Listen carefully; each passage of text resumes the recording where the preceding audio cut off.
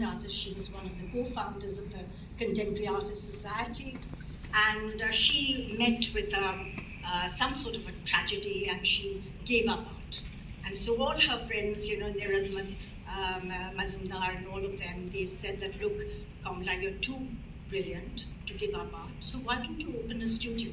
So she opened a studio in Calcutta, and that's when my aunt said, why don't you take some lessons with her and learn a little bit about art. Since you're collecting art, you must know a little bit about art. And that's how I got into art, very inadvertently. But at that stage, I studied 3 years in Kamala Rai Chaudhury's studio, and she taught me the fundamentals of Western art, a Parisian mode, of French mode of painting, and all the rudiments of art making and history. And of course, at that stage, Seema was not in the reckoning. I didn't even think of Seema. But accidentally, that was another chance encounter. I became a member of a ladies group, which was part of the Indian Chamber of Commerce. And this ladies group invited me to be their president. So I said that, look, I'm not very good at kitty parties and little to small talks, but I can do a few large projects. And one of the projects was an art exhibition. So the art exhibition was to be on 4 artists. 2 of them people had heard about. Pikai Bhattacharya by 85, 86 was well known. Ganesh Payan had already been featured by Hussain in Illustrated Weekly by then, so he was a little well known by then. But Somnath Kaur, nobody has seen his works. Only Al-Qazi had promoted him in Delhi, but nobody really were familiar with Somnath's work. And so was Jogin Chaudhary, stayed most of the time in Delhi. So people, though the artists were familiar with him, but the average cognoscenti, art cognoscenti of Bengal were not that familiar with his works.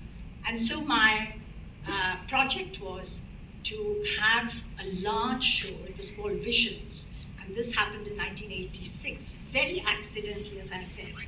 But that really introduced me to the arts. Why I'm telling you the story is how, coming from a very absolutely non-art kind of perspective, one can get so deeply immersed in a subject and spend the rest of the life, doing something. So, this is unbelievable, because at that stage I was into social service, I was into substance abuse prevention, I was working with Betty Ford, and it was a totally different life that I had. And suddenly I got immersed. And that exhibition, the 4 artists and myself, all of us curated that exhibition together. And we worked as co-curators. We were measuring, we were selecting, we were doing, and that really was a hands-on kind of an exercise. And the exhibition entailed showing 200 artworks in one of the largest centers at that time, the Birla Academy. They partnered with us. So 3-4 floors of the Birla Academy were taken, and these 4 solos, individual solos were done. Collections from all over India came, collections from the Karan Singh collection, from the NGMA. In those days, NGMA did lend artworks to private borrowers, so we were very fortunate. 200 artworks were shown in Calcutta for the first time. I didn't anticipate the response. It was a huge response, because people in those times, large exhibitions, especially contemporary art of the time, was unthinkable. Nobody had such large exhibitions. So it somehow worked. And that is when artists approached my husband and me and said, why don't you guys open an art institution? And of course, at that stage, I was thinking of a non-profit institution, but they said, no, you have to help us. You have to help young artists to sell their works. So you can't have a non-profit thing. You can do non-profit work if you want, but you have to help to promote us and also sell our works. So that's when we started thinking about Seema. And it took me about 4 or 5 years. I traveled around the world. My friends from both the gallery and the museum worlds helped me immensely. I encountered a wonderful guy, very young, just out of Harvard, who was helping his father with their family business called the Pace Gallery. Pace Gallery at that time was the largest gallery in the world. And it was based in New York. And I happened to encounter young Mark Glimcher, who in fact helped me to envision SEMA. And I must give a lot of credit to him.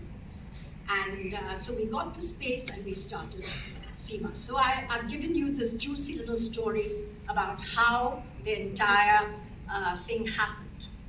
But then I have to also tell you that it was very, very invigorating, wonderful. I was absolutely passionate. And I really now, coming to think of it, I really cringe at the kind of audacity and the gumption that I showed in those days, because imagine doing those large shows without any experience was unthinkable. I wouldn't dare do something like this in any other subject now. But I think when you're young, you tend to be a little more adventurous, and that's what worked. But now coming to the more sullen story, and that is for a forward-looking policy framework for the arts in India, which we don't have. So I would like to today talk on this policy framework, which is totally lacking and which we have to work on. And we need people like Anjani ji to help in that process because they are part of the government. Since ancient times, art and culture were promoted because they served to uplift humanity and fulfill man's inner need. Clever rulers, throughout their course of feudal rule, promoted art and culture through various organized endeavors, that is festivals, monuments, adorning places of worship.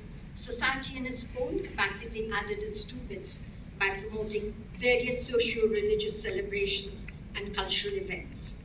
Places of worship also served as lavish public art projects, whether it was Ajanta or Ellora, the Chola temples, or the umpteen chapels and cathedrals, mosques and monuments scattered across the world. There was a concerted policy towards promoting art, culture, and higher learning. This was done primarily by the ruler, whoever she or he may have been, to please the subjects and establish dominance and power over the people. The tradition held sway in our country as well during various rules.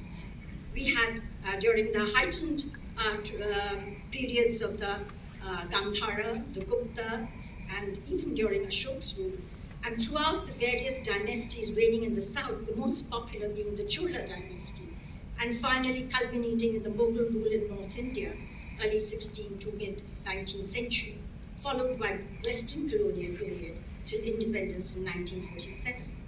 However ineffectual and detrimental many of these may have been, there was a semblance of some policy.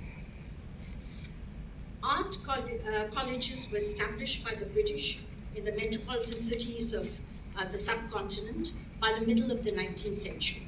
Individual rulers in various states initiated small art centers in their respective territories. Arts and crafts soon became vehicles of commerce and livelihood.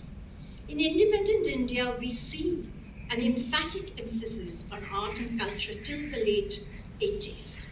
The first NGMA in Delhi was established in 1954.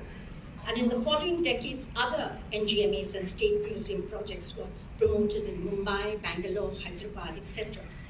Lalit Kala Academy was also established in 1954 and inaugurated by Maulana Abdul Kalam Azad, the then Minister of Education, the Government of India. Subsequently, various Lalit Kala subsidiaries were established in different states of India, and these institutions promoted art within the country and internationally on a regular basis. The lull started from the 1990s. Though private institutions came up across the country, large projects were beyond the ambit of these art bodies. Large art initiatives like the Munster Show or the Documenta in Germany, or for that matter, the Venice Biennale in Italy, happened primarily through government and city municipal initiatives, whereas the Indian Triennale stopped several years back and has yet to revive. Art institutions in India need rejuvenation desperately. Commerce-centric art becomes increasingly difficult without a concerted art policy. Tax structures are not rationalized, and movement of art is sluggish and very tedious. Large-scale art promotion worldwide needs high-end sponsorship and easy, safe, and facile movement of art in art. In India, these are lackluster territories. Because of the complete lack of a concerted art policy, art objects, even to this day, are treated like commodities, like a Mercedes-Benz car or a pair of shoes. Very recently, the Indian Customs asked us the following questions while shipping out an authentic piece of contemporary art.